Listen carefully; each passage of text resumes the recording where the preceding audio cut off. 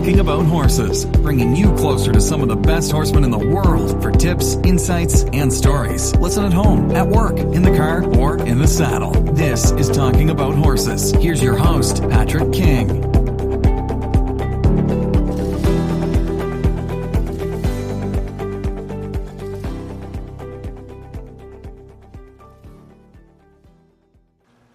Hey there, gang. Patrick King here, and I want to thank you for tuning in for episode number 33 of Talking About Horses. Today, I'm pleased to be joined by Jim Masterson.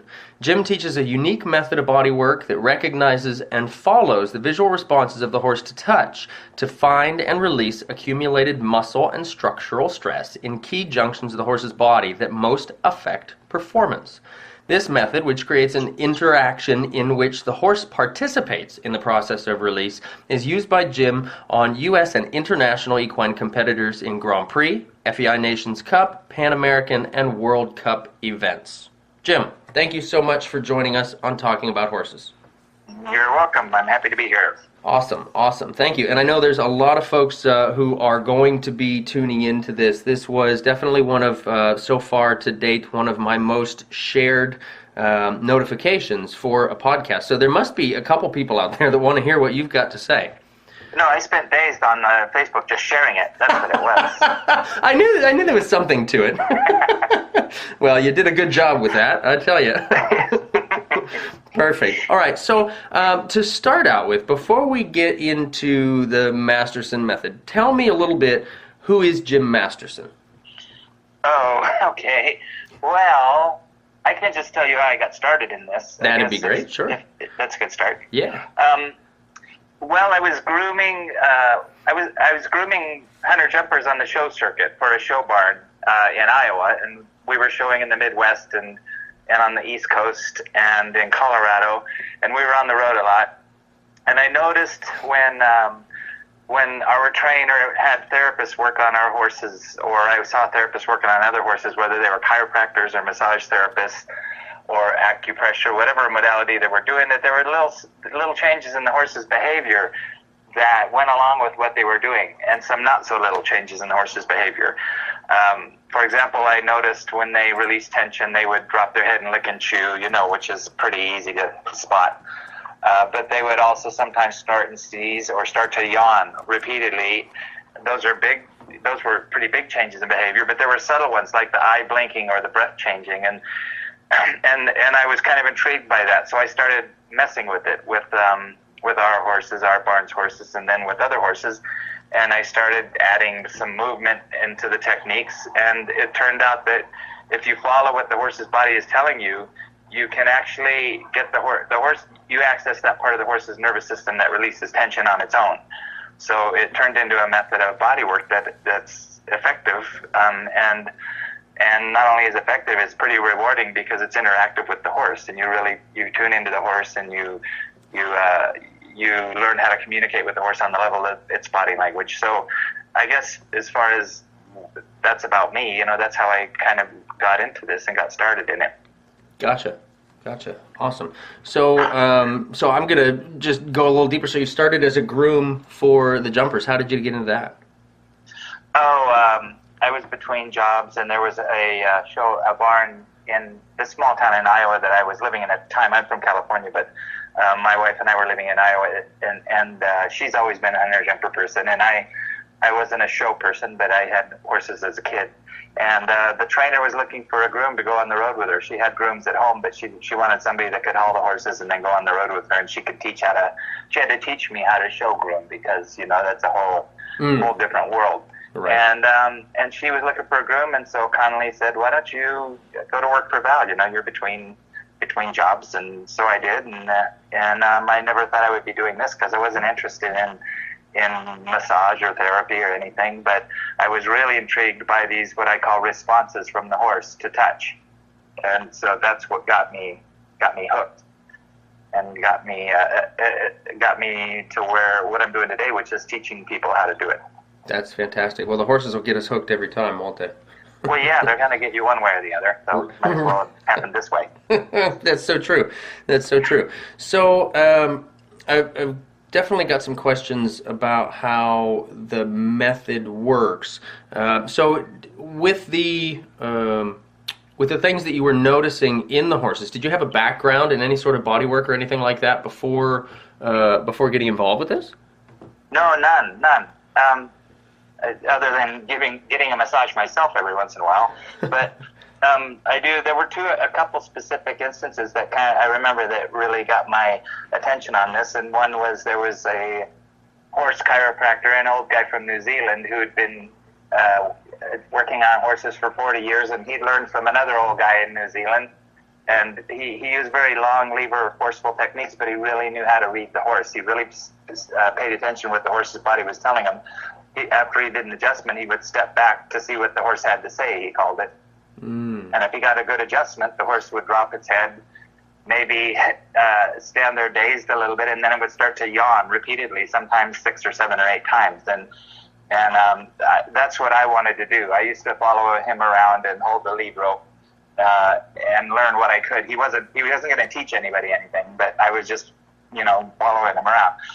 But there was another instance at a horse show in Estes Park, Colorado, and our trainer hired 2 gals to come in and massage our horses, and they started doing with their treatment with what they call the bladder meridian, following it's a acupuncture meridian that runs basically from the horse's poll alongside the top line all the way down to the hind foot.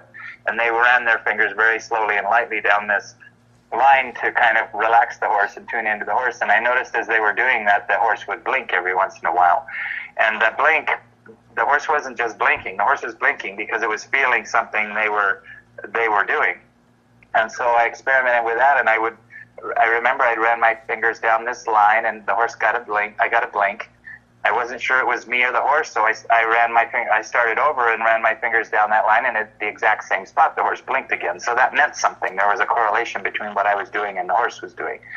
And so rather than massage, because I wasn't trained to massage or do anything, I just stayed there, putting no pressure on the horse, what I call air gap, and waited on that spot. And the horse started, at one point, dropped its head and started to lick and chew, and then started to yawn repeatedly. So it was showing the same signs that the chiropractor had gotten with his adjustments. And so that was the connection that got me hooked. And I realized that if you give the horse's nervous system a chance, it will let go of what I've come to learn is it's a bracing response. They block out pain to survive. That's how they go in the wild. If they don't really have any option. If they start to limp at the first sign of discomfort, then they're going to be a target. So they just block out pain and they keep going. And if you stay light enough you don't give them anything to brace against, meaning no pressure at all, and just keep their awareness on that spot or their attention on it,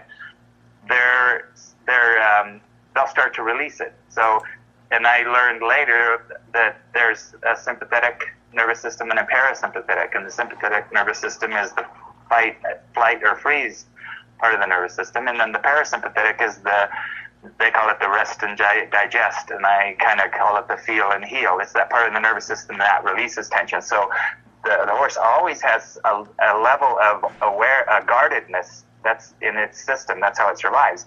And if you can stay light enough and pay close attention to what they're telling you and not give them anything to race against, that parasympathetic part of the nervous system will kick in and it will start to release tension. So that was a long answer to whatever the question was. I don't remember what the question was. No, that's great. That's great. So the question was about your experience before that. Before that, it was no interest. I didn't have any interest in therapy or body work. I just, loved horses like everybody else. And I was a get on and go kind of guy. And I've learned since then that there's a lot more to the horse than just getting on and going. Yeah, isn't that the truth? So much more. Yeah. So let's see. So I want to go back to this. So the blinking experience that you noticed with the horse here, you said it was more than just a standard, standing around blinking their eyes. Right. I think I understand what you're talking about here, but maybe for our listeners, can you explain to me a little bit more what that blinking experience kind of looks like? Does it look different than typical, or is it the same kind of thing? Yeah. You just noticed the timing? It's a very clear response to what you're doing with your hand. So, horses always blink and they always lick and chew. But if there's a correlation between what you're doing and what they're doing, then it means something. So for example, like I said, you can do this anywhere on the horse, not just on this imaginary line, this bladder meridian line. You can do it anywhere on the horse. If you just use what I call air gap, which is no pressure at all, just barely touching the hair, and run your hand down the horse's the top line or anywhere on the horse, and watch his eye, and you get a definite blink. If you're not sure it's you or the horse, go back over that spot. And if you, very slowly, and if you get a blink at that exact same spot, then the horse is telling you something. Gotcha. So retreat and try again. Yeah. And so the horse is telling you something. And the blink to me means the horse is feeling some tension that it's been just blocking out. And he's feeling it, but he's not able to brace against it because you're not putting any pressure on it. And all you have to do is wait and let the horse's nervous system let its guard down, and then it'll start to release the tension. Then when it releases that tension, he'll tell you with larger responses, licking and chewing, shaking its head, snorting and sneezing, shifting weight from leg to leg. These are obvious signs that the horse is relaxing. And just recently, I've been doing more reading, and people are sending me stuff, so I have to do more reading. Research on how the horse's nervous system works, and it just fits right in with it. Awesome. So you're saying the nervous system releases the tension on its own. How does that work? Well, you just have to it's blocking it out because it's using its survival mechanism to just block out pain because that's how it survives. And you're bringing its attention to it in a way so it can't block it out, and you're not putting any pressure on it. They can brace internally against pressure. If you start pushing on it, they can just block it out. But if you back your hand off and soften, you'll see their eyes soften, and that's the horse's nervous system letting go. Interesting. So would you describe it as anything similar to like us wincing over a contact? Well, yeah, except for we would be wincing from pain, and they're just blinking because all of a sudden they're feeling it, Gotcha. So the thing about humans, and again, I'm just making this all up, but I'm not making it up, but I'm not a scientist. But the thing about humans is our brain is in the way. We always have, the record's always playing. We don't even know it. So if you do this on a human, they're going to be thinking about it, they're going to be analyzing it, they're going to be doubting it, they're going to be wondering who's going to pay the rent next month, they're going to be, all kinds of things are going on that are in the way between what they're feeling in their body and what they're feeling in their brain, and horses don't have that. It's a direct connection between their body and their brain. So that's just my take on it. So we could say that the horses are just a lot more outwardly honest about it than we are. Yeah, they're outwardly honest about it, and they're tuned into it when you put their attention on it. But they do tune out pain when in the wild. Well, not even in the wild, but just to survive, they just block out discomfort, and that's why it's so hard to evaluate lameness in a horse. You can spend thousands of dollars on trying to figure out what's causing your horse to be a little bit off, because they don't want to show it. Right. They want to cover it up. Right. Because they're programmed for survival. Right, exactly. Well, I was just reading an interesting article the other day. I wish I could remember who did it. I'm going to hopefully share it soon here on Facebook or wherever through our social media. But it was about pain versus isolation in the horses. And it was super interesting. They were basically saying that, and they did this test with, I don't know what the number of horses was, but they put the horses in a general herd situation and tested their response to pain, and then they put them in an isolated situation and tested their response to the isolation as well as to the pain in isolation. And they showed a stressing response to the isolation, but no greater stressing response when there was isolation and pain. Basically, I guess showing, and of course I'm, botching up my explanation of the whole experiment, but the gist of it was that they were showing you have the same brilliant scientific mind that I have. Good, we're going to get on just fine then. Yeah. But they were basically explaining that pain meant less to the horse than isolation does. Than the isolation, yeah. Yeah.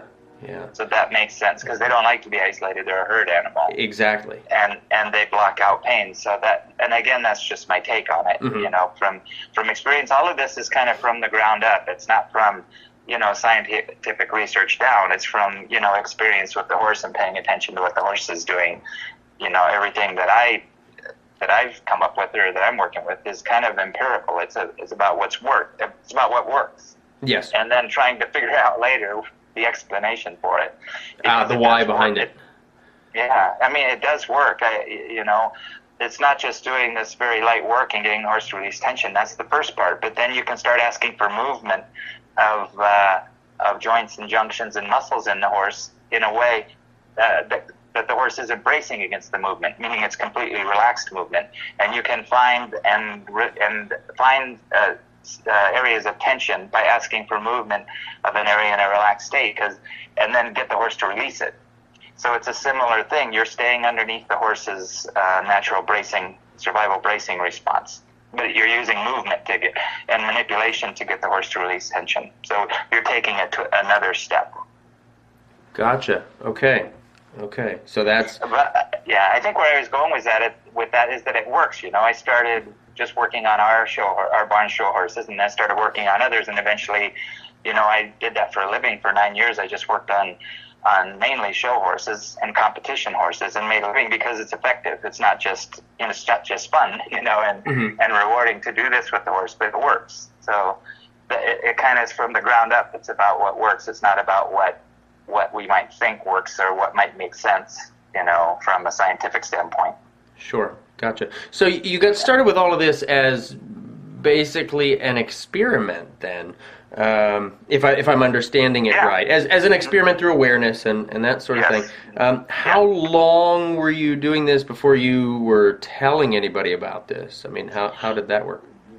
Well, I knew right away when I started working on horses that people were going to want to learn it, because they were kind of intrigued by it, and it's very interactive with the horse, and it's very rewarding. So I knew right away people were going to want to learn it. So early on, I was ready to share it. So early on, I started teaching people how to do it, and I did a video in 2005, an instructional video, and that was pretty early on, because I only started doing this in about, just before 2000, maybe 1998 or 99, and so pretty soon I was showing people how to do it. And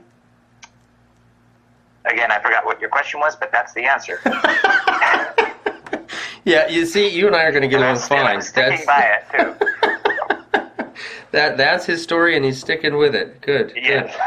Good. I'll tell you what. I think we might be, separated relatives or something. I always joke my mind works like lightning. It's one brilliant flash, and then everything goes dark. Yeah. It goes dark really fast. That's the lightning. Right. Lightning. Yeah. Exactly. So this is working by activating, by communicating with, by working in synchronicity with the horse's nervous system. Then. Just basically, you're working with the nervous system, but you're following the responses of the horse. You're following what the horse is telling you with these what I call responses. So the subtle responses are, basically any subtle change in behavior that correlates with what you're doing. That's the key. There has to be a correlation between what you're doing and the horse is doing. But the subtle responses are blinking, maybe lips twitching, change of breathing. Those are signs that the horse is feeling something that you're bringing its attention to, but it's not yet bracing against it. And then if you stay there or stay with it, whatever technique you're doing, meaning the movement in a relaxed state, when the horse starts to release tension, he'll give you a little bit larger responses, like he'll drop his head and start licking and chewing, or he'll shake his head or shift his weight from one leg to the other. And then when you get a really big release of tension, the horse will give you big releases, like they'll snort and sneeze repeatedly. They'll yawn repeatedly, sometimes 10 times in a row. I mean, we have probably thousands of photographs with the horse's mouth open, yawning, and they're funny looking, but they really mean something. You can tell when you experience it that something big has happened with the horse. And then they'll also you'll do a little work on the horse, and then you'll step back to see what the horse has to say, which basically is taking all the pressure off the horse. And you'll step back, and then you got to give him a little time. Maybe it might be 5 seconds, it might be 30 seconds, or sometimes a little longer, and the horse will you'll see what he has to say. If he's going to snort and sneeze or yawn, then you go back and do a little more work. But another interesting thing that happens is they'll start to, as you release tension in an area, they'll start to move through their range of motion on their own through stretching. So you'll do a little work on the neck. So we have a technique called lateral cervical flexion where we wiggle our way down the neck. Using the nose, we're actually moving each vertebra of the neck in a relaxed state. And you'll step back and the horse will give you a couple releases, and he might reach down and scratch his foreleg with his nose, and then you'll go back and do a little more, and then you'll step back and he'll reach around and scratch his flank, and then you'll do a little more, and you'll step back and he'll reach around with his hind foot, scratch behind the ear, and you see this pattern of stretching as you're releasing tension in their body. They want to move through the range of motion, kind of like we do in the morning when we stretch. Gotcha. So they're kind of exploring the newfound freedom within the body. Yeah, they're exploring it. They're feeling something that's let loose, and they want to move through it. And you know, horses stretch all the time, but when you see this pattern happen over and over and over, then you make the connection that the horse is, what he's doing is telling you that you've made some progress and you've released some tension. And you follow that. That's what tells you, yeah, this worked. Okay, I'm going to do a little more of this, and now I'm going to try it on another part of the body. So it kind of, you learn some basic techniques, and then you just follow. The horse starts to, you know, show you where it's working or maybe where it's not working, where he braces against the movement, which means there's tension there. So he'll tell you all about it. Yeah. And so when you say you follow it, are you talking you're following the same contact that you've been using? You're following kind of a line of joints within the body, or this bladder meridian, or for example, the bladder meridian, you'll go down this bladder meridian and you'll get certain responses in certain areas, and they'll be different on different horses. You might get, in one horse, you might get a little bit in the left pole and upper neck, and then not much, and then you'll get down to the withers and you'll get a lot of responses and a lot of releases, and then you'll go on down the back and you'll get releases in certain areas of the back on one side, and then you'll do the other side and you'll get a lot of responses and releases in the right pole. Maybe not so much in the withers, you know, and you might get a lot in the lumbar on the right. So the horse is kind of mapping out where he's holding the tension. Gotcha. So it's not always bilaterally. No, it's unilateral is a big part of it, you know, because horses aren't symmetrical. They're like humans. And in my experience, and I learned early on, is that most horses, 9 out of 10, accumulate more tension in the right pole and atlas, and in the left hind in the gluteal and the sacrum area. So there's a diagonal there. That 9 out of 10 horses have those signs, and it's kind of like a right-handed person. That these horses bend easier to the left, and I don't know if your listeners out there, if you want to pull them. No, sorry, that was a bad pun. If you want to, most people are going to tell you, and I started to learn this as I worked on more horses, that their horse bends easier to the left, and he's more comfortable on the left canter lead. More horses are that way than the other way. So they are like humans in the sense that they have a predominant side, except on a horse you have an extra set of legs back there, so it shows up on a diagonal. Right. Yeah. Very interesting. And now, so you said this works through both touch and movement. Yeah. How does that work? How do we work this into the movement? Well, so let's say, for example, when you move a joint or a junction or a muscle through a range of motion in a relaxed state, then the horse will release tension in the muscles and around that joint or junction in that muscle. And I don't know why, but that's just the way it works. But I think it's the same principle where you're not allowing the horse to brace and guard against the tension. You're getting him to release it. So, for example, we have a technique. And by the way, I have dozens of YouTube video clips of how to do some of these techniques, that people can go on and try them. And the reason I do that is, one, I want to share it, but two, people want to learn more, so they come back. So, but anyways, the lateral cervical flexion, you put one hand on the horse's nose, let's say your left hand if you're on the left side, and rest the other up on near the pole lightly with your right hand without no pressure, just what I call egg yolk pressure. Okay. The amount of pressure it would take to not break an egg yolk. And you soften your hands and arms and you gently wiggle the nose, and you're moving that first junction between the pole and the atlas, the first vertebra of the neck. So you're gently moving that in a relaxed state. If the horse has tension in that junction, he's going to feel it and he's going to brace a little bit. And if you soften your hands and he unbraces, he releases some of that tension. And you know that because as you wiggle it again, all of a sudden he moves through that range of motion, and you go down the neck to the next vertebra. You don't have to be right on the vertebra. You just have to be moving that vertebra of the neck. And you go down, you move your other hand down, you gently wiggle, you soften, you move your hand down, you gently wiggle, you soften, and then you step back and see what the horse has to say. And if he's released tension, he'll give you those signs. Now, how you find the tension is by the relaxed movement. So if you're wiggling a joint or junction or a vertebra of the neck, and you're gently moving it, and there's tension in it, in the muscles around it, the horse is going to feel it, and he's going to brace. He's going to tense his nose. When you soften your hands, he relaxes, and all of a sudden he can move through that, what you were just asking. So you know it worked. Okay. You don't have to take my word for it. Okay, so now what sort of awareness of range of motion of the horse do we need to have? Do we need to have any kind of like a chiropractic understanding or neuromuscular understanding? How does what do I need to know to go out to the barn and apply the Masterson method? Well, the basics of the method, which are it's softening, it's not forcing. Okay. It's the other way around. It's a little counterintuitive when you're asking for movement in the horse's leg or his neck or whatever. When the horse braces or tenses, you have to soften, and that's a little counterintuitive for humans because usually when the horse pulls, we pull back. Yes, we want to make that thing happen.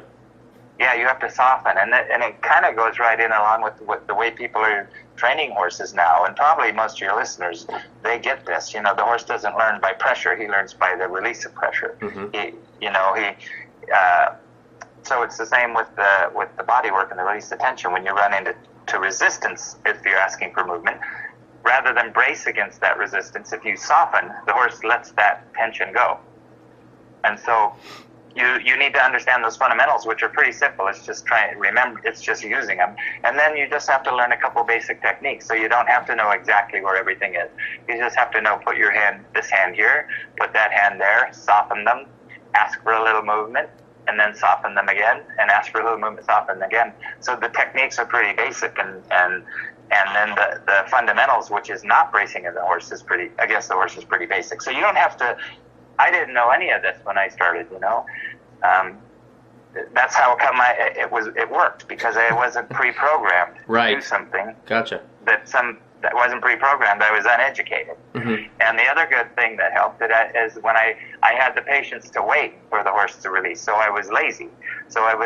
And uneducated. And there's hope for all of us that are Thank lazy. goodness, right? Yes. Because if I had been trained to do something, I would have done what I was trained to do, what the book said, and I didn't. I just did what the horse said. Gotcha. So that brings up to mind a question that I have, and someone else in the audience also has this question. Janie asks, well, first she says, I love the Masterson method, so she's going to probably get brownie points for that one right off the bat. But she asks, and this is one that... Janie. Go Janie, there we go. Is it okay to practice it each day that you go to the barn? She says, I end up doing the Masterson method on her to release tension in her body now before I ride every time. Is that overkill? Mm-hmm. No, actually, if you're not doing too much, so if you do a little bit every day, then it's good. If you do a whole session on a horse for an hour or an hour and a half and do everything, your horse, and you try to do that every day, pretty soon your horse is just going to stop responding. The nervous system takes time to process these changes you're making in the horse. So the answer to that is you do a little bit every day, it's great. And really the bottom line is you do what the horse says. If you say she's doing something too much, the horse is just going to stop responding. It'll just go kind of blank because its nervous system can't handle anymore. So they go on shutdown mode basically the same way as they were previously with the tension. Yeah, they would just not give you the responses. If she was doing too much, the horse would just stop responding. Gotcha. But you can do a little bit every day. But when we do a full session on a horse, all of the head to tail, it takes 3 or 4 or sometimes 5 days. To be safe, you want to give it a week between doing a complete session on a horse. Okay. And that's just, again, comes from experience. I've just learned that it overloads their nervous system, and you're just working with their nervous system. If you do too much, they just shut down. And another thing that happens, if it gets too much for the horse, they'll just say stop. They'll pin their ears when you go to do it again, and they'll say, I need a chance. I need time to process this. Gotcha. I mean, they're not saying I need time to process this. It's not like they're talking, but you get it. You get it if you're paying attention to the horse, that the horse is, whereas before the horse loved it, and all of a sudden the horse says, don't put your hand on me, that it needs time to process it. And you come back in a few days, you do it again, and the horse loves it again. Gotcha. And presumably, if you're learning to read all the responses that they're giving you through their body anyway, you're going to feel when they say, hey, back off. You do. You start to pay attention, and it starts to make sense. You know, you really tune into your horse when you start paying attention to these really small signs. And it just happens kind of organically, you know. You just start to tune in and get what your horse is telling you. So. Gotcha. So let's say a horse has a pattern of holding tension in, say, a particular part of their body, maybe their shoulder. Mm-hmm. I see that quite often with in-hand clinics that I teach and things like that. We get horses that are very used to kind of leaning into the handler and bracing down through the shoulder. And I'm going to say it's almost always the left shoulder, right? They'll brace down into that left shoulder and sort of block the human out. Let's say we work on this and we get those releases. With the method that we're talking about, how long can you expect something like that to last, that we get the release and the freedom through the shoulder? Is it going to depend on the length of the time the horse was there, the efficiency of the practitioner, past life experiences, divine intervention? What are we looking at? Political party. Political affiliation. I'm sure that's a big one. That horse leads to the left, so... That was bad. I'm sorry. So, I'm going to get hate mail for that one now. Thanks, Jim. No, a lot of horses lean to the left. A lot of horses lean to the right. It's true. So the right, that pattern I talked about, the right front, left hind horse, it shows up in the pole and atlas on the right, and then the hind on the left. But often those horses will overload the left front, so that if their right front starts to get more uncomfortable, so it'll show up in the left shoulder. So that kind of makes sense to me too. So there's a pattern to the normal right front, left hind horse of the right pole, the left lower neck at C7 and T1, and then the left hind. So that's just one thing. But how long will it last depends on how long it's been that way and what's causing it. So one thing that we do in our advanced course is we start to get into what's causing what we're finding in the body, because we can clear everything in the body we find. We can clear it all out, and if we don't find what's causing it, it's going to come back again. So I call them, everything we're working on the body is secondary to some other primary issue or issues. And the primary issue could be sore feet. It could be an imbalance in the feet, a slightly higher left foot and a slightly lower right foot. So that's an imbalance that is going to create an imbalance of tension in the body. It can be saddle fit. It can be dental issues. It could be tack, the way the rider rides. So there are a lot of things that can create what we're finding in the body, and it's usually not bilateral. It's usually unilateral. So if we can find what's causing what we're releasing in the body and remedy it, then it won't come back. It doesn't always happen that way, because you can't always, and it's not. It's almost always never just one thing. It's one thing connected to another thing, connected to another thing. But that doesn't mean it's hopeless. It's just the process of starting to peel off the layers and find out what's going on with the body and what might be going on that's causing it. Gotcha. That makes sense. And so one of the things that you said kind of strikes me is how the rider's riding. I find with a lot of the horses that I work with, either the rider through an imbalance or a lack of development in their seat or their timing of their aids, both on the ground and under saddle, can cause a lot of serious bracing and tension in the horse. It usually shows up immediately, and to some degree, because the horse has to compensate for it. And we're not, even as humans, most humans, we have right-handed and left-handed, but most humans aren't, when you look at their bodies, especially as they get older, they're not even. And I've learned from the therapists that work on me, they'll look at me from behind and my right shoulder's lower and my right hip's higher and my pelvis is twisted. And when you sit on the horse that way, the horse is going to feel it, and it's going to have to compensate for that. So that's going to cause some imbalance tension accumulating in the horse's body, compensating just for our natural crookedness as humans. Mm-hmm. Yeah, without even taking into account the way we ride or the timing of the aids too, because the horse has to compensate for that poor timing. Sure. Yeah. Sure.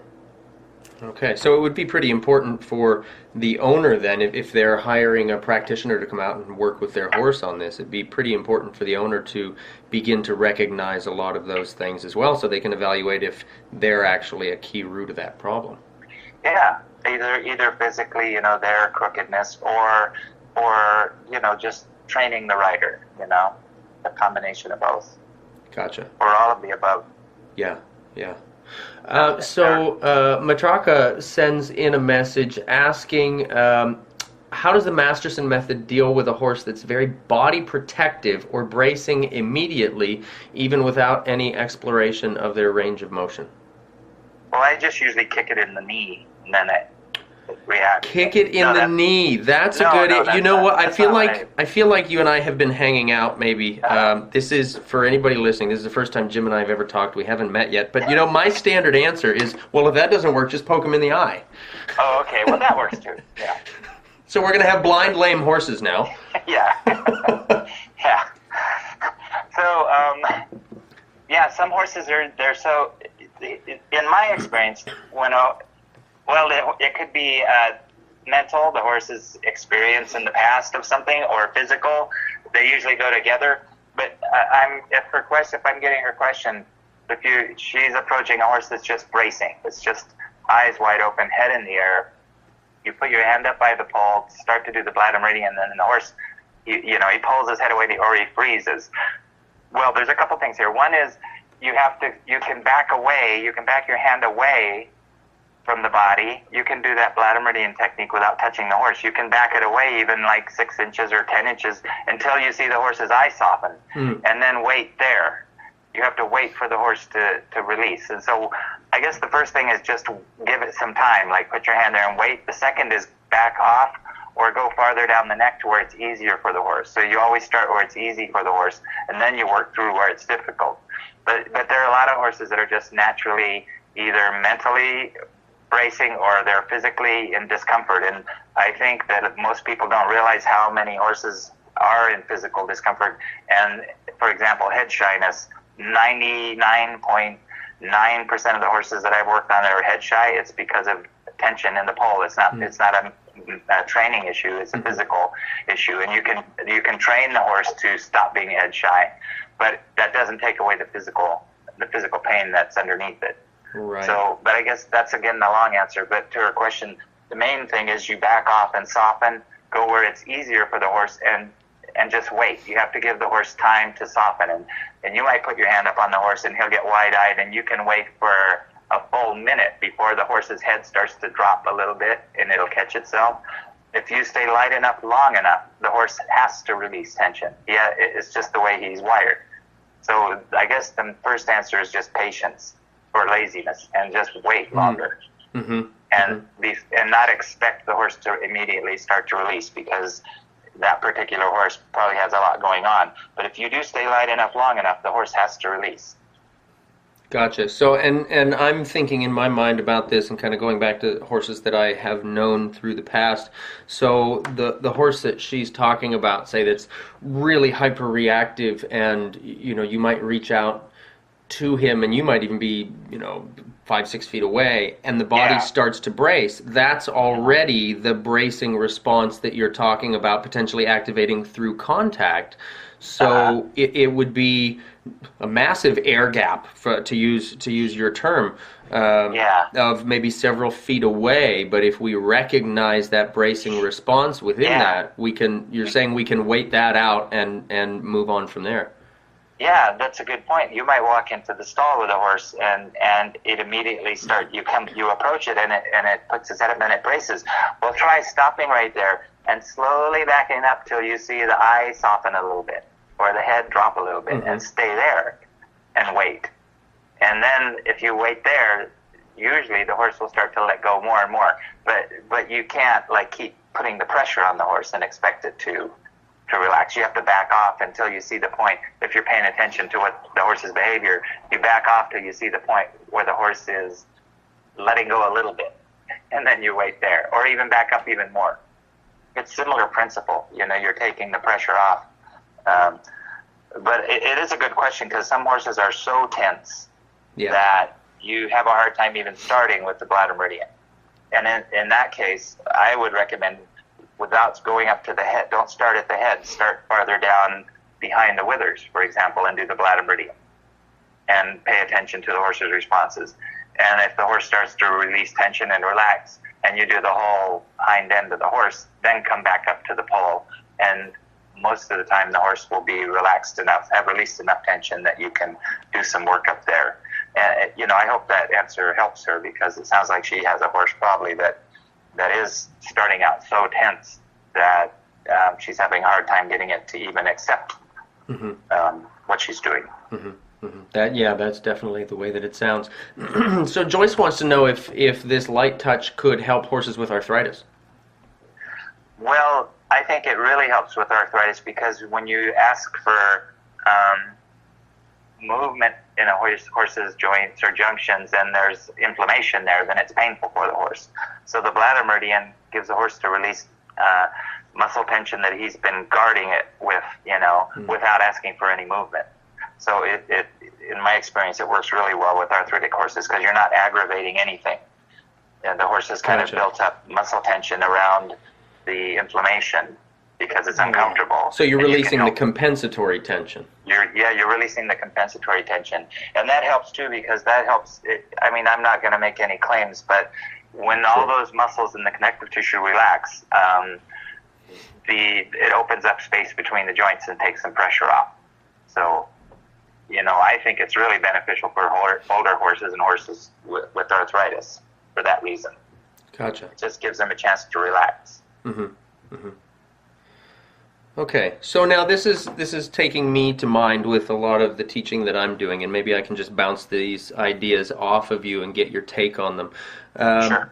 Oftentimes when I'm teaching my in-hand classes, we'll be working with horses, say from a cabeston or the noseband of their halter, and we'll work on getting the body itself to release in different places. And I tend to talk about it like the spine as being a garden hose, and if there's a kink in the garden hose, we need to help the horse release that so the water flows through, right? So the energy flows through. Yeah. And it's common, I find it's common, once students learn these ideas and learn to feel the horses, they could be at the noseband and tell you about stiff stifle before they even get the horse to move.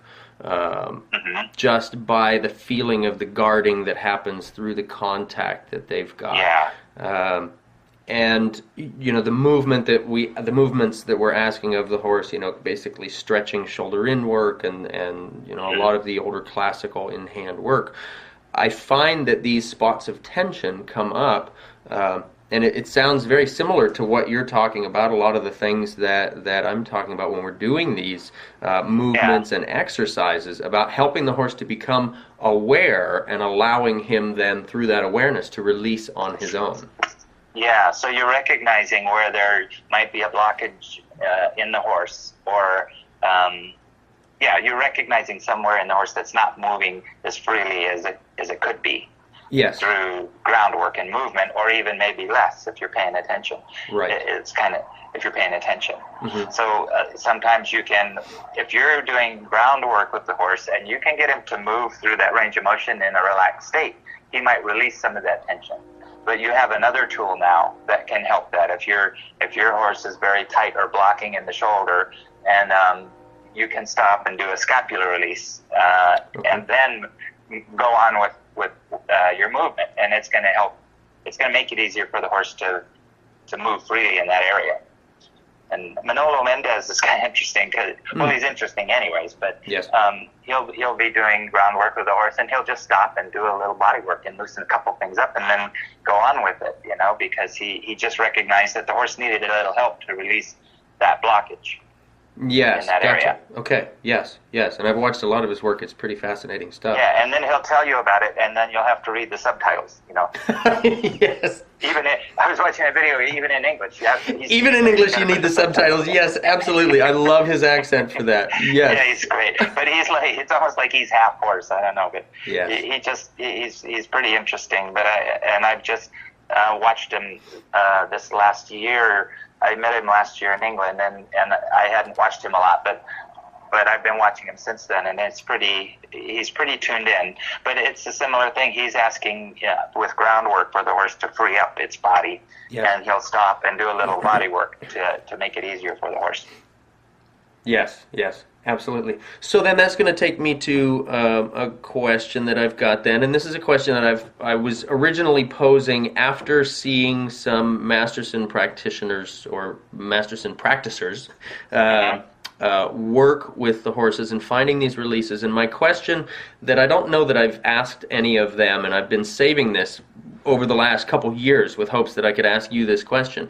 No pressure or anything, but it's been years, Jim, damn it, years that I've wanted to ask you this question. I hope it's the right answer. Right, and your answer is going to be broadcast around the world, my friend. So don't screw this shit up, okay? Don't screw it up. Anyway, so I feel oftentimes when we're riding that we apply an aid, whether it's, leg aid, seat aid, rein aid, breathing aid.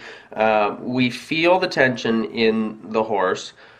Do you feel our aids themselves can work in exactly the same way?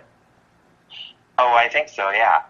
Like the first thing you do with this, if the horse races against what you're asking, is you have to check yourself. You have to soften in your body and then ask again, because the horse might be you the horse is responding to. But I think with the aids that you can do the same thing. I like the direct connection of my hands on the horse, but that's just the way I do it and the way we do it. But I know if groundwork's done properly or riding's done properly, I think the purpose of dressage, one of the original purposes, was to keep your horse supple and loose, as well as to strengthen. But the suppleness has been lost. It's all about strengthening now. Yes, exactly. To be agile, to be able to, run over the peasants and not miss any of them, Right, that too. So one of the things that I'm always telling my students is that the primary function of the bit, or the primary function of our aids, is to relax the horse. The secondary function is to educate or to direct. Oh, okay. I like that. So I feel like we're kind of thinking along the same lines with some of this. Oh, yeah. Cool. I know we are. I mean, when you were just talking about, through the callus of the halter, being able to sense where there might be a blockage or tension in a stifle, for example, that's paying a close attention to the horse's body. Yes. And I think everything with the horse's energy, everything with everything's energy. But a lot of people ask if this is energy work when we're doing the bladder meridian, and I'm sure it is. I don't feel the energy because some people that come to our classes and courses, they'll do the bladder meridian, they'll feel things energetically, and I don't. But I'm going by the visual. The horse has to tell me, visually, but it's still, it's all energetic work. But to get the horse to relax before you educate it is, it's going to get it, it's not going to, it's going to reprogram the horse's nervous system. It's not going to be doing it out of fear. It's going to be doing out of it's just tuning in with it. So. Right. Well, and I mean, we know now through behavioral science and things like that when the brain is working from the sympathetic dominant state, that learning isn't going to happen. Association might happen, and that's rarely positive, but learning isn't going to happen until the parasympathetic state is activated. Yeah, and let's see, what's his name? He wrote a book called Evidence-Based Horsemanship, and I think he worked with Martin Black. Oh, yes, Dr. Stephen Peters. Yeah. Peters, yes. Yeah, and he talks about the science of that and the chemistry, the blood chemistry of that. Yes. And the hormones that are released that they stick. It sticks when the horse is relaxed, and those chemicals are in the system, as opposed to the fear-based training. Right. Where, like you said, they're just associating it with a bad experience, so they're going to do something else, with that type of training. Right. Absolutely. That's awesome. This is awesome stuff. So, Tacita has posted in a question, are there any points on the lung meridian that'll help a horse learn to breathe fully with this work? I would say try it. So I use the bladder meridian because that's kind of where I started, and it's a really good place to start. All of the other meridians are associated with it. It goes through the 3 key junctions we focus on: the pole atlas, the neck shoulder withers, the sacroiliac and sacrolumbar junction, and then everything else in between. But I'm sure a lot of the people that do acupressure and acupuncture say that the horse will give you those responses on points that the horse needs it on.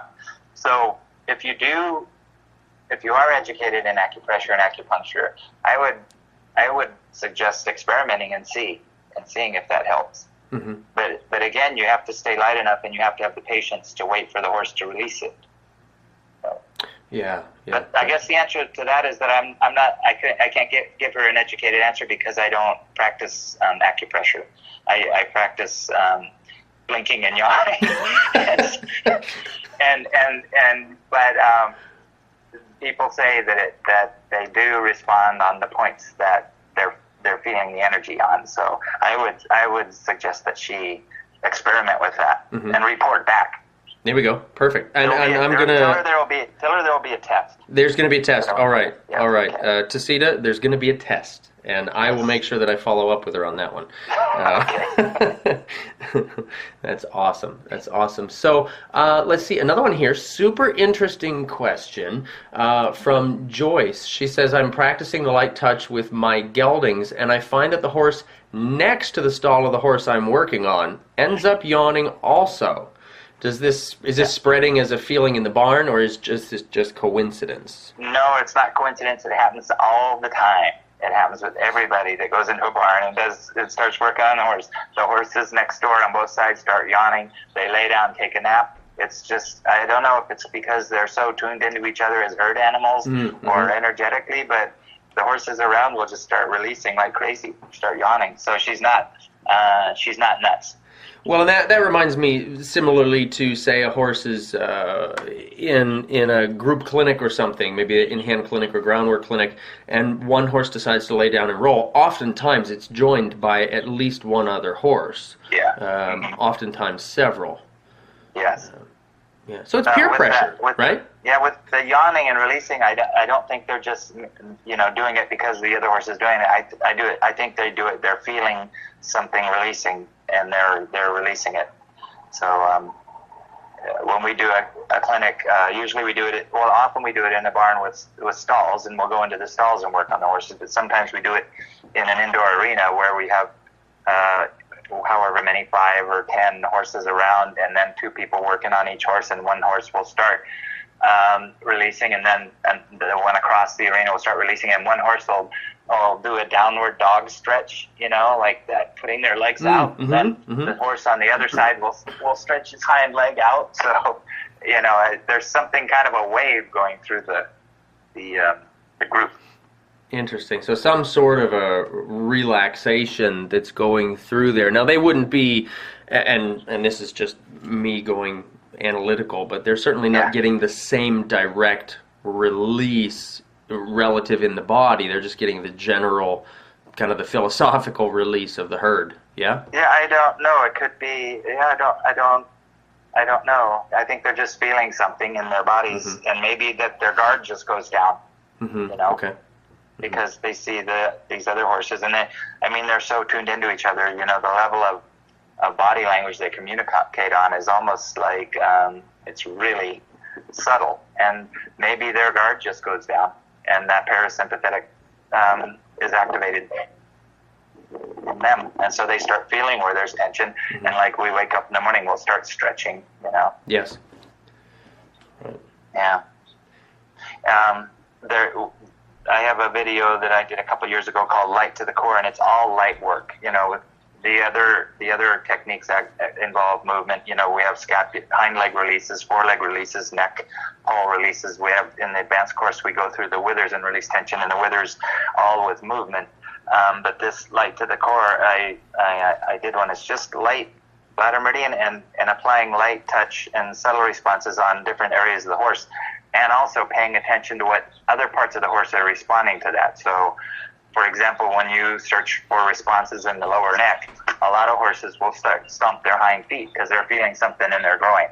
So there's a connection between that area of the horse. There's a couple connections. The long back muscle, the longissimus dorsi, attaches in the vertebra of the lower neck, goes into the scapula on each side, down the back, and it attaches at the pelvis and sacrum. So there's a connection there. There's a ventral connection from the hyoid bone up in the jaw down to the sternum and through this ventral line up into the groin. So when you bring the horse's awareness and follow responses in one area of the body, you pay attention to what's going on elsewhere in the body. The horse will tell you there's what's going on. Those horses have tension in the groin, and when you get back and do some groin work, you're going to get some releases on those horses. So, and again, I don't know how I got off on this tangent, but it's okay. It's been fascinating. I've been following along. Okay, you're not. I don't hear any snoring. No snoring. No snoring. No. So I'm loving that you mentioned the hyoid apparatus, and that's something that I've become a total nerd about, and I give an anatomy lecture, anatomy as it relates to balance and collection, and I have a hyoid. I have basically everything from the first thoracic vertebra forward on a horse, and we talk about that connection, and so often in clinics now I go in and do these little releases. I refer to them as releases of the jaw, relaxations of the jaw and the tongue, where we're going in on the bars of the mouth and sometimes in beside the tongue along on the inside of the first premolars, and waiting for these things that I'm referring to as releases through the jaw. Are there some things specifically with your work that you would be doing to look for those releases as well? Yeah. Well, I have a couple of tongue releases, I call them, but they're not so much to release tension in the tongue as to release tension in the hyoid and the pole and the atlas, because that whole area works together. One is resting your finger on the bar, over the bars, just under the tongue, between the molars and incisors. And you do it gently. You just rest your finger in there and let the horse do the work. Yes. And he'll start working his tongue. And the other one is put your hand on the nose and rest your thumb on the roof of the mouth in the same area, behind the incisor. And you just rest your thumb there without pushing. And the horse, it's like peanut butter on the roof of the mouth, and he'll work his tongue. And as he works his tongue in and out, he's loosening up the hyoid. And you just stay with it. And if the horse doesn't like it when you first do it, it means he needs it, because it's really bothering him. Right. But if you do this for 10 or 30 seconds, and then step back and take the pressure off the horse and see what he has to say, often you'll get huge releases from those techniques too. And the hyoid for me is, it's very important, not just it's important as far as the pole and atlas goes, because the pole and atlas is probably the most important junction in the horse. Yes. If there's tension in the pole and the atlas, there's going to be tension in the rest of the body. Yes. And if there's anything going on in the rest of the body, it's going to show up as pain and tension in the pole. So absolutely. It works both ways. I refer to it as the doorway to the rest of the spine, and I talk about the tongue as being the key that unlocks the door. Yeah, that's a pretty good analogy. I'll let you use that if you want to. Yeah, can I use that? Okay. It's about as scientific as I want to get. So there we go. TM, Patrick King Horsemanship. Yes. Okay. Oh goodness. No, that's pretty cool stuff. That's. Yeah, well, it sounds like we're on the same page with a lot of this stuff. So. Yeah. I'm loving from a training standpoint and from a bodywork, it's the same nervous system, whether it's releasing tension or it's learning. Right. It's the same. It all works together. Right. Absolutely. So when you get people that might ask you a question and they'll say to you, "My horse just wants to be tense and do this," or "My horse just wants to get upset and do that," what kind of a response do you give? Well, horses do everything for a reason. It's not just because they decided. they wanted to do it. That, you know, they're in a bad mood. They might be in a bad mood, but usually it's because of something physiological is going on. But more often, I think when the horse isn't doing what you want it to do, it's because it's physically uncomfortable for it to do it at that time or at that moment. So I just say horses do everything for a reason. They're not like humans where they just decide, I'm not going to do that today.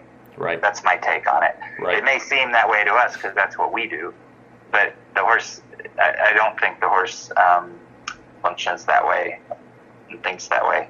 Mm-hmm. They're not that complicated. So. Right. And even our own body, you know, we might come up with stupid excuses and guarded stories and things like that, but, you know, I don't think there's any physical body that wants to exist in a state of tension.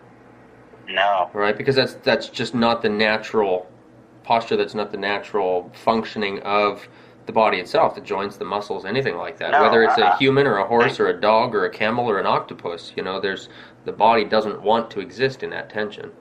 No. Mm-mm. Well, it's clear in the body work when you're asking for movement, for example, doing a scapular release or doing the lateral flexion on the neck, which is a really good example because it's, you know, clear movement, that when you ask for movement and all of a sudden the horse fusses against it or braces against it, that it's physically uncomfortable for the horse. Mm-hmm. So when you're doing body work, it gets really clear that the horses do it because it's uncomfortable. They're not doing it just because they don't want to do it. So they're doing it for a reason. Right. Right. And we think it's a behavioral issue. And, you know, one thing I like to bring people's awareness to is that there's a physical or physiological component to most behavioral issues. And so, you know, we don't look at it that way as humans. We think it's a training issue. We got to train them. We got to teach them not to do this. Or like, for example, say, you know, your horse is comfortable on the left canter lead, but he's uncomfortable on the right. So you drill him on the right till he can do it. Well, he's not comfortable on the right. He's not doing the right canter lead because it's uncomfortable for him. There's some discomfort there. Mm-hmm. So are you going to push him through it and train him to do it anyways, or are you going to release it so that he can do it comfortably? You know. Well, damn it, Jim! I got a show to go to this weekend, so he's just got to get it right. Yeah, he's got to get it right, and so you drill him, and usually you're creating more tension when you're trying to correct a behavioral issue by pushing through it and trying to train through it. You're creating more tension, and you may get the horse to do the right canter lead, but it's going to show up later as another issue because he's going to have to compensate for that pain. Right. You know, or all of a sudden your horse starts bucking. You know. He didn't just decide to buck. Like he wasn't like watching a rodeo show on TV and decide I'm going to do that tomorrow. You know, he's all this. You got to look into the possibility that there's a physiological thing going on before you try to train him out of it. Right. Because there's a body under there and there's a brain that's connected to all of that stuff. I can switch from okay. I'm just getting my charger. I got to plug in my charger here. Ah, no worries. Wherever you like to be, because I can do it. I'll be in here. Okay. Sorry, I'm just plugging in my phone. Not at all. Yeah. No fighting. So, yeah. So, I mean, that's, you know, the more people are aware of that, the better. Yes, definitely. So we have another question here from Joyce. Do you suggest doing this work before riding, after riding, or both? You can do a little bit before riding. Are you still downstairs? You can do a little before riding. You don't want to do a whole bodywork session before riding because the horse's nervous system has to adjust to it. But your one listener said she does a little bit every day. You do a little bit to loosen up your horse. It's going to move a lot better. Okay. But you don't want to do like, 45 minutes worth of work on the horse. Right. Because it's going to, I used to work on show horses, and I'd work on them the day before or the day of the event, but I just did enough to loosen them up so they'd move better. Okay. I didn't do so much that the rider will often get on if you do too much, and the horse will feel weird. It'll move funny, like its body hasn't processed, and it'll feel discombobulated and the rider will say, well, my horse felt weird after I worked on it. And the answer is give it another day. And usually if they give it another day, the horse feels better than before. So that's similar then. I had last week, I treated myself to a massage because I'm kind of a princess. And I was asking the masseuse about working out at the gym that evening. And she basically said, no, don't do that. You're going to potentially be too loose and leave yourself prone to injuries from the new looseness. She had way smarter words than I did, but... Yeah, well, that can happen, but also, sometimes you're just so fatigued afterwards. I get body work pretty regularly now since I've started working on horses because of, I recognize the value of it. Sure. But I just don't plan on doing anything afterwards. So. Okay. But, it works to loosen up your horse before you ride, especially if you do it on a regular basis and you're ready for... You don't want to work on a dressage horse for the first time before he goes into the ring because he's going to move differently and that's going to throw the rider off. Gotcha. But if you've already worked on this horse before and you know how it's going to feel after you work on it, that's a different story. And do you have specific points that you would address as part of a warming up, loosening up sort of an idea before riding? Is there like a set pre-ride sequence or something like that? Well, in my book, on horse massage, at the back, I talk about different disciplines and different kind of pre-event work you can do on the horse, and I actually consulted people. Like I don't work on a lot of the race horses. I haven't worked on a lot of thoroughbreds, but I have a practitioner who does work with thoroughbreds. So I asked him to contribute to that part. So it talks about different disciplines and what you might do before you go in. Before the event.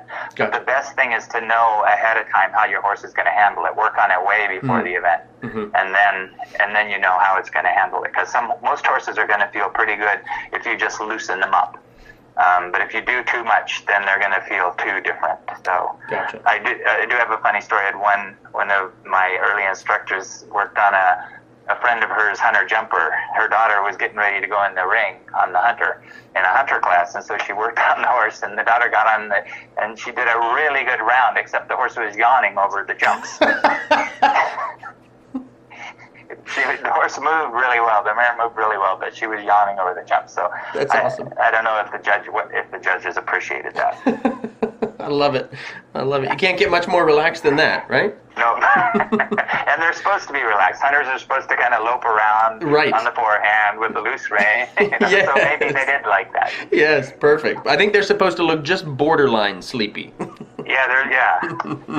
Oh, goodness. So that's in, you said those sequences are in your book. You've got a book you mentioned. You've got a couple videos. Is that correct? Yeah, so I have a book called DVD and a book that goes with it called Beyond Horse Massage. Okay. And it's basically all the techniques from head to tail that we teach on a weekend seminar workshop. And that's kind of the fundamental thing. And then I have another one recently that I did called Light to the Core, which is very light techniques. And again, it's not just about staying light. It's about really paying attention to what your horse is telling you with the rest of his body as you're working on it. Mm-hmm. And then I did a book with Coralie Hughes, one of my instructors, and a DVD. The DVD is called Dressage Movements Revealed, and we painted all the muscles on a Grand Prix level dressage horse, and then Betsy Steiner rode the horse, and we videotaped it, and we review it in slow motion, talking about which muscles are doing what, and then we painted a skeleton on the horse and did it again with the skeleton, so you can see how the skeleton moves when the horse is doing dressage movements. And we chose dressage because Coralie is a dressage instructor, and so she had background in that. But also, all the movements in dressage, when they're done properly, you're doing the same thing as you're doing in just about any discipline and using the same muscles. For example, when you do the piaffe in dressage, you're using similar muscles to a sliding stop and reining. So the purpose wasn't to get really analytical and scientific. It was just to create awareness for the rider that there is a horse underneath you that has muscles and it has parts that move that need to be taken into account. You know, you just can't get on and go and expect and do what you want to do and expect the horse's body to just keep up with it. Mm-hmm. Right. So we have dressage movements revealed, and the book that goes with it is Dressage Horse Optimized. And that's, you know, it's not just, it's for dressage people, but there's a lot of biomechanics in it. And then Beyond Horse Massage is the basic, the place to start, I think. And then right to the core. And we do weekend clinics all over the country and Europe and Australia, and I have instructors that teach those. And then we have an advanced 5-day course for people that want to learn more. And then we have a certification program for people that want to become certified. So we have probably, I think, maybe 250 certified practitioners in the U.S. and Europe, and a couple in South Africa and some in Australia. So yeah, the place to start is a weekend. So, well, the place to start is to go on the website and click on the training videos and watch some free YouTube videos. There we That's go. the place to start. Yep, for sure. Yeah, because I want people to go out and just try it and use it, you know, and you might decide to come back and learn more, or you might take what you learn on the YouTube videos and just go out and use it. You know, that's what it's all about. Definitely. Fantastic. All right, well, Jim, I want to be respectful of your time, and I have a feeling that you and I could actually probably chat for several hours about all this stuff. I didn't believe you when you said before. You could see, you stayed on the phone for 3 or 4 hours with somebody, but I can see how, because you know which questions to ask. Oh, good. Well, it's, you know, to me, it's very interesting, and I like to nerd out about stuff too. So I will admit that these podcasts are selfish in nature. It's so that I can learn as much as possible. But really, nobody's listening. You just pretend. You just told me there were going to be a bunch. Absolutely, yeah. I just told you people were going to listen just to get a conversation started. Yeah, get here. a conversation going. Oh man, I've been found out. I'm going to use that. Goodness. Okay, so some wrap-up questions here, and these are going to be a little different. And they're kind of meant to be just sort of off-the-cuff, flow as we go kind of a deal.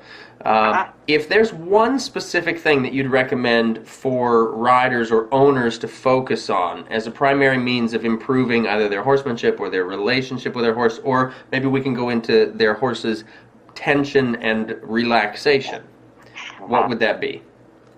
Well, for me, the bladder meridian is the place. That gives you that's the place to go, because you really tune in with the horse when you're doing that. You start paying, like everything else goes out the window. All you're doing is watching the horse's subtle responses to what you're doing, and you start to see how subtle the horse's nervous system is.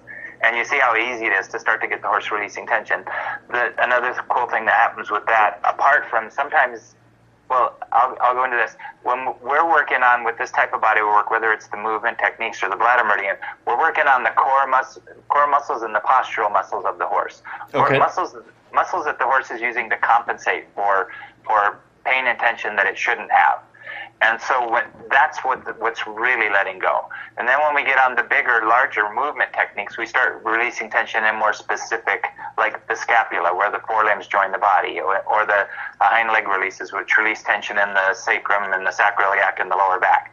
Those are in more specific areas. But the bladder meridian, I mean, it just like the whole horse lets go, and it just opens a whole new world. So that, my personal goal is that every horse in the world has the bladder meridian done on it. So all your listeners need to get busy and go out and do that. The bladder meridian. And there will be a test on that too. But Good.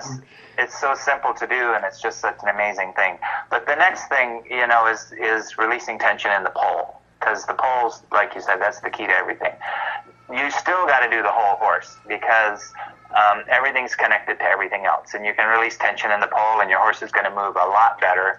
But it's going to come back if you don't loosen up everything else that's creating that tension, or that's associated with the pole. Yes, because that can be a chicken or an egg kind of a thing, right? Yeah. Yeah. Okay. Okay. Awesome. All right. So, if you could ride or visit with anyone, past or present, who would it be and why? Is this a trick question? No, not at all. Okay.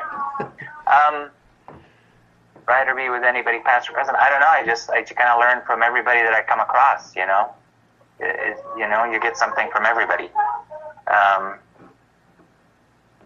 don't know. I was, the most recent. I was impressed with Manolo. Mendez, because he's just such a natural, and he's just kind of.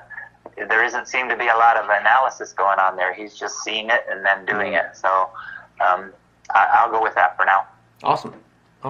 I already work, I work with some, like Mark Rashid. We do clinics together, and now I've met you. I mean, this opens another door to connect how what I do connects with what you do. So the Mark Rashid clinics we do together are interesting because he won't train a horse that's in physical discomfort or it has tension. He'll watch the rider come in and go, and they'll say what their problem is, and he'll say, well, your problem is your horse is not comfortable doing what you're asking.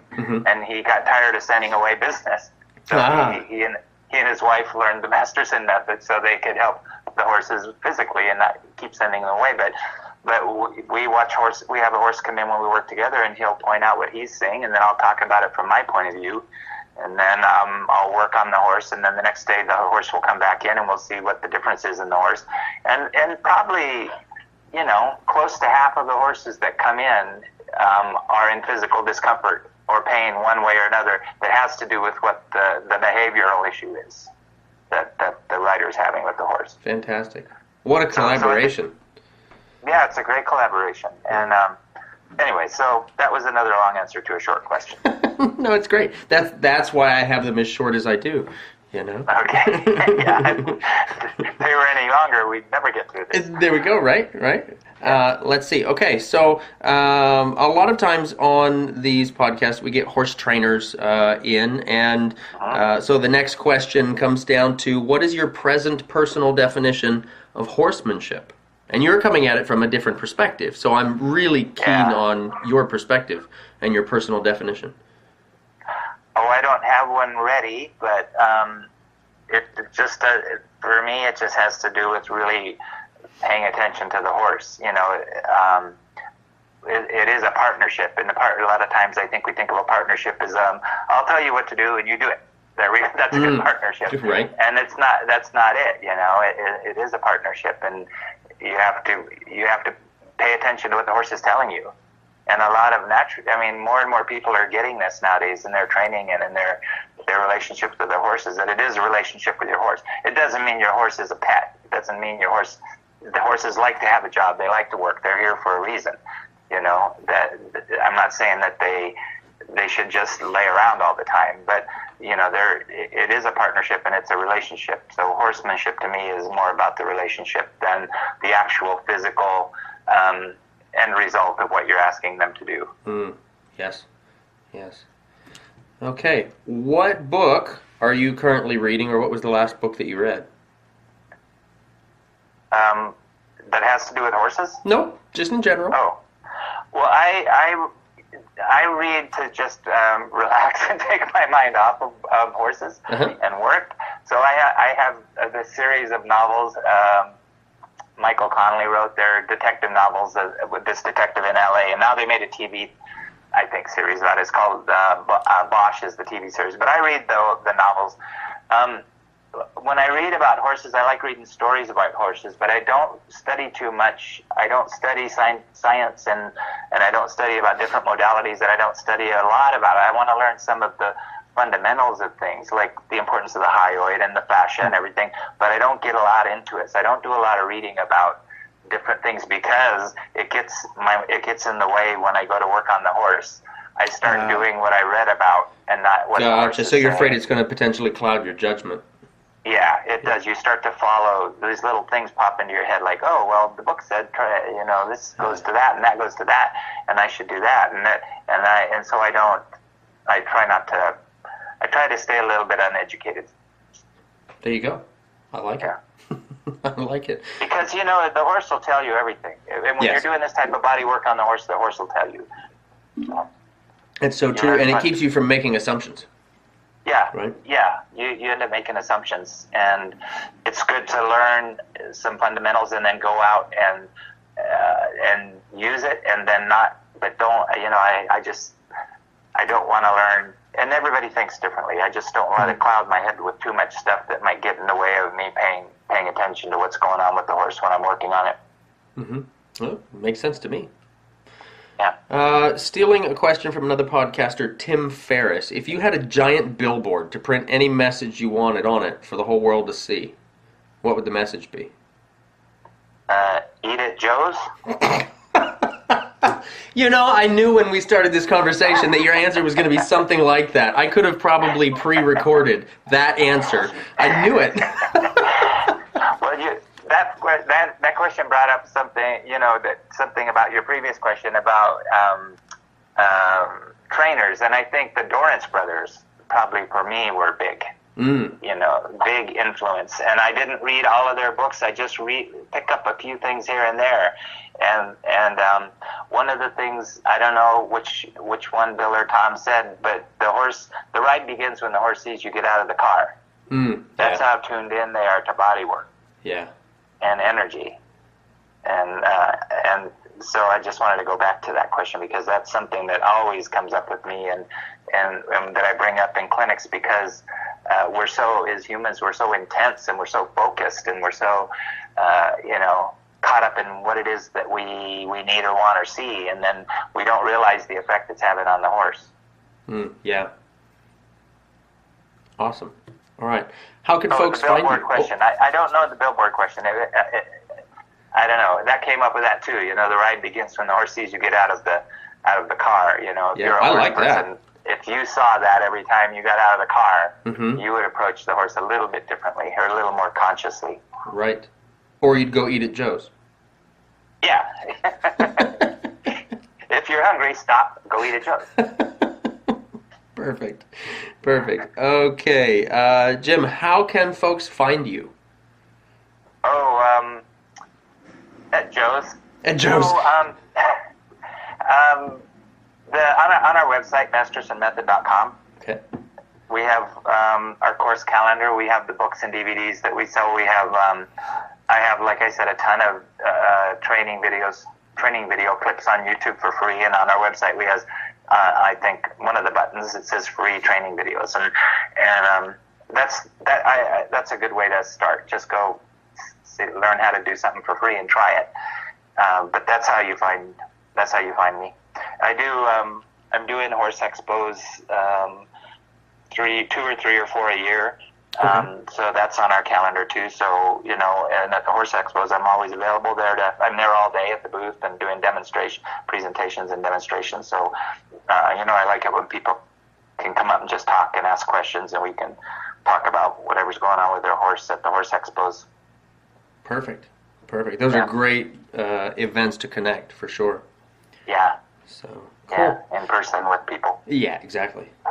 Yeah. All right, so for all of these broadcasts that we do and a lot of the live video Q&As that I do on here, I end with a question of the day, which is a question that I ask of the audience, and they get to answer back through, replying in the comment section, that sort of thing. Anytime I have a guest on, the guest gets to ask the question of the day. Oh. So I'm going to turn that over to you. You can take a minute if you need it to come up with... Why wasn't I informed? Okay, so am I asking the question of the guest? Yep, you ask the question of the guests. It can be any question about anything you want. And of course you weren't informed ahead of time. This is all about impromptu questions. Oh, okay. What pops into my head is, what do you do with your horses? Because that's the interesting thing about. I think people need to do things with their horses. Horses enjoy the interaction when it's done properly, and that would be my question. What do you do with your horse? And that's what I ask whenever I'm talking to people. For example, like at the demos, because that's where it all starts. Yeah, for sure. Is that too simple of a question? No such thing as too simple of a question. I like it. I always get jealous because the guests I have on here, they're always giving the deer in the headlights look, and then they always come up with better questions than what I ask anyway. Oh, well. So I think that's great. No, I think that's great, and I can't wait to read the answers that folks give us here to this question. What do you do with your horse? Yeah. That's perfect. Yeah. That's perfect. Okay. But I also have we have a Facebook page, Masterson Method Facebook page, and I have a Jim Masterson Facebook page too. So you have the other question. I'm just slow coming up with answers. I'm answering questions you asked like 3 questions ago. It's all good. Where do you find me is, other than the website and the Horse Expos is Facebook. Perfect. Good. All right. Yeah, I haven't had time to go on Facebook as much lately, but on my Jim Masterson page and also on the Masterson Method page, I used to go on and post a lot of stuff that's happening at home, with my horses, because I have 2 Morgans and I've had them for 20 years, and I trail ride them and I drive them, and so if you go back and look farther back, there's some cool video clips of the horses driving or sleighing, in the winter. One of my favorites is on the road. I drive them into town occasionally. In the morning, I'll go to the gas station and tie them to the tree and have coffee. And there's a pub in town called the Cider House, and they have a parking place for me, so I can tie them up right there at the patio and go in and have a beer, and they have a bag of hay. But going into town one day, they had put up one of those speed limit or speed signs, that shows your speed going. Okay. One of those little trailers that has the thing, and And so I'm driving in, and I got out my phone because I'm getting closer to the thing, and a car goes by and goes 61 miles an hour. Another one goes by 57 miles an hour, and we come trotting by, and it goes 6, 5. Nice. So stuff like that I'll put on. It's kind of fun. That's cool. That's very cool. I like that. You have to look back farther because I haven't been on there and doing as much of that personal stuff in a while. But anyways, it's on there. Gotcha. I go back and look at it sometimes because I get a laugh at it. So. I'll bet. Yeah, I'm going to be hunting for that one, and I'm sure several of our listeners are going to be hunting for that too. Okay. So awesome. Well, fantastic. Well, thank you so much, Jim. I really, really appreciate you taking the time here with me for this chat. Yeah, I enjoyed it. It was fun. Good. Likewise. You have the same weird sense of humor, so that made it easy. There we go. See, I knew we were going to get along as soon as I heard the first smart-ass joke. Yeah, and then we're on the same page with the horses too, so that helps. Yes, I'm loving that. I'm absolutely loving that. So if I could have you hang on for just a few minutes here, I'm going to do our closing, and I'll be right back with you. Okay. All right. So, gang, I want to thank you so much for tuning in for episode number 33 of Talking About Horses. I really appreciate you giving Jim and I your ear for this time. Please remember that if you've missed any of it, you can access the full broadcast through Facebook, YouTube, from iTunes, or by streaming directly from my website by accessing the Talking About Horses page from the Education drop-down menu. Through whatever platform you're listening, please be sure to give us a rating, a comment, a review, and a share with your friends. Your word of mouth and support is the fuel for this fire. Thanks so much, gang. Hey there, gang. Patrick King here. Every other week, I send out an exclusive email newsletter to help riders reach their goals with their horses. These 5-Bit Friday emails include evaluations of exercises and movements for your horse, rider psychology tips, my personal reviews of books or videos, important thoughts on equitation, anatomy insights, quotes to ponder, lots more. 5-Bit Friday is only available if you subscribe to our email list. If you're interested in receiving these exclusive emails, register today by visiting my website at pkhorsemanship.com/newsletter. Thank you in advance for signing up, and I hope you enjoy and gain lots of value from 5-Bit Friday. Thank you so much for listening to this episode of Talking About Horses with Patrick King. If you enjoyed today's show, please leave a review and subscribe. For more great content and to stay up to date, visit pkhorsemanship.com. We'll catch you next time.